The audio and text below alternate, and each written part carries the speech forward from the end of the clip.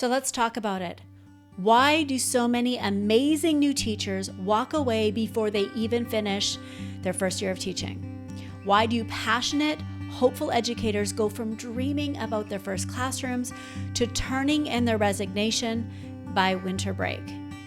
If you're watching this video and you're feeling overwhelmed, you're questioning whether you're cut out for this, or you're watching other teachers walk away and you're wondering if you're next, this video is for you, because today we're breaking down why so many new teachers quit, and more importantly, how you can prevent this from happening to you and how you can stay in the classroom for the long haul if that's what you really want.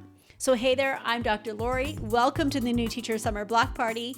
Every Saturday, I'm bringing you real talk, practical tools, and support to help you walk into your next school year confident and prepared. So hit subscribe and let's do this together. And stay tuned until the end so you can find out how you can enter to win one of my top 10 favorite classroom things, because we're going to be announcing 10 lucky winners on May 10th. It's going to be so much fun. Okay, now let's get into this. Let's talk about it. Why so many new teachers quit. Let's start with the truth. Over 40% of teachers leave the profession within their first 5 years. It's documented in the research. That's not my opinion. And it's not because they don't care. It's not because they're not capable, but because they're overwhelmed. It's because they're unsupported, and it's because they're burnt out. And if that resonates with you, comment below and let me know, because I hear new teachers say this all the time. Maybe you know a teacher like, we're going to call her Lisa. She spent her summer laminating labels. She was planning the perfect bulletin boards. She spent all of her time on Instagram, like figuring out her beautiful classroom. But by October, she was barely holding it together and she felt like a complete failure. And here's the thing, it's not because she didn't care, but because nobody showed her how to actually manage her classroom. It got so hard that she ended up turning in her resignation in December, and it was heartbreaking. Her school scrambled to fill the position. The students, they lost their favorite teacher. She was so good at what she did. And the district spent nearly $20,000 trying to replace her. And here's the thing, that story is not rare. It's literally happening every single day. So let's talk about what are the real costs of teacher attrition. What happens? What are the costs when teachers leave? So first, let's just talk about the financial cost. Research documents that districts spend thousands to replace every teacher who leaves, between $20,000 to $30,000 per person. That's crazy. Nationally, that's over $2.2 billion a year in teacher attrition. But here's the kicker. Most of that could have been prevented with support before day one. And then there's the emotional burnout. So many teachers start the year excited and ready to make a difference, but without support, we end up with sleepless nights, we end up with constant stress, and by February, too many leave. Not because you aren't good enough. So if you're feeling that way right now, please hear me. It isn't because you aren't good enough. It's because you're alone, and we're going to talk about how you can get support. And finally, number 3, there's that impact on kids. We all know that when teachers leave, student learning suffers. Relationships get cut off, right? Kids don't have contact with that amazing teacher anymore. Their progress stalls. Kids often stop trying because they're disheartened, and then they start acting out again. It's hard for a new teacher to take over in the middle of the year when they've lost their current teacher. Those relationships matter, and when they leave, everyone feels it, especially the kids. So how do we prevent this from happening to you? Here's the good news. You don't have to go through this alone. You can love teaching and you can still take care of yourself. But the key, my friend, is preparation before the chaos starts. It's about setting up the systems and laying the foundation for your classroom so that you have a plan to prevent behavior problems before they begin. So you have clarity on how your classroom will be set up, on how everything will be organized, and how everything will be run so that you will be able to clearly articulate everything to your students when you finally meet them.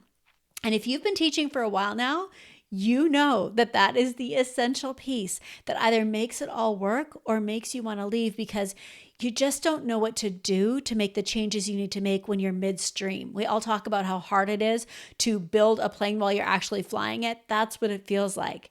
So here are 3 mistakes I see a lot of new teachers making all the time that I really want you to avoid. Number 1 is waiting until the last minute to prepare for the school year. You might be thinking, oh my gosh, like it's only May if you're watching this video in April or May when I'm releasing these videos. Holy cow. I'm all for you getting a well-deserved summer break. Please hear that. But every time I see a new teacher taking the entire summer off before their first year, I know they're likely going to struggle.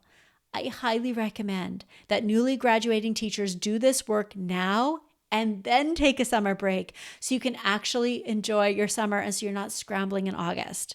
Number 2 is missing some of the most essential pieces of your classroom management plan and not even realizing it. So I strongly encourage you to think through your classroom management plan as carefully as you would teach any other content inside your classroom. Please don't gloss over this and think that you're just going to figure it out when you start the year. The thinking and planning you do before you get into your classroom and meet your kids is going to be some of the most essential work that you do all year long. And then the third mistake I see new teachers making is trying to figure it all out on your own. Here's the thing. There have literally been hundreds of thousands of teachers who have come before you and have done exactly what you're about to try to figure out how to do, right? There's absolutely no reason for you to reinvent the wheel and to struggle in silence. I do not want you to struggle like I did the summer before my first year, trying to bridge that gap between the theory I learned in college and university and the actual practical stuff I needed to set up my first classroom. And one more teacher walking away is too many. You don't have to burn out to be a good teacher.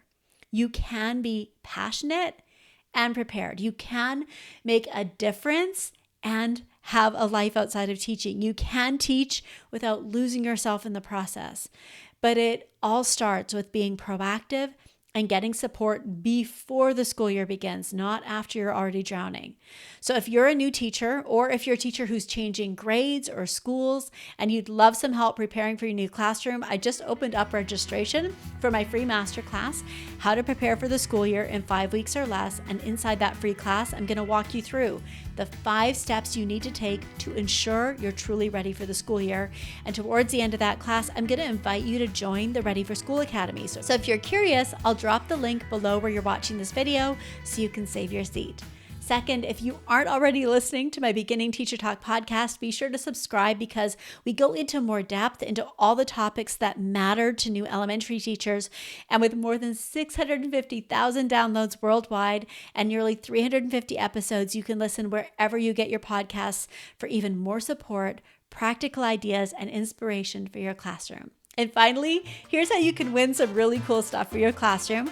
Of course, one of my favorite things in the world is to give gifts. So a big part of this spring and summer new elementary teacher block party is that I get to help support you in your classrooms. So on May 10th, we're going to be choosing 10 lucky teachers to win one of my Dr. Lori's favorite classroom things. Here's how to enter. First, be sure that you're subscribed to my channel and then click the little bell in the top right so you're notified every time I release a new video. Then to be entered to win, comment below on this video and let me know. What's one thing you're nervous about as you're thinking ahead to next year? What's one thing you'd love some more help and support with?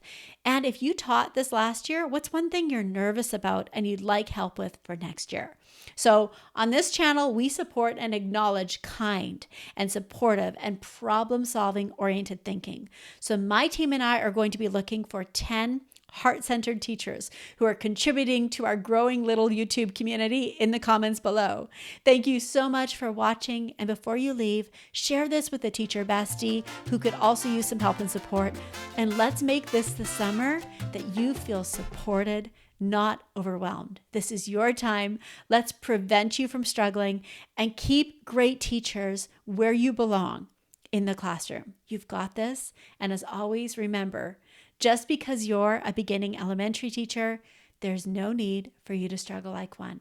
Bye for now. I'll see you again soon.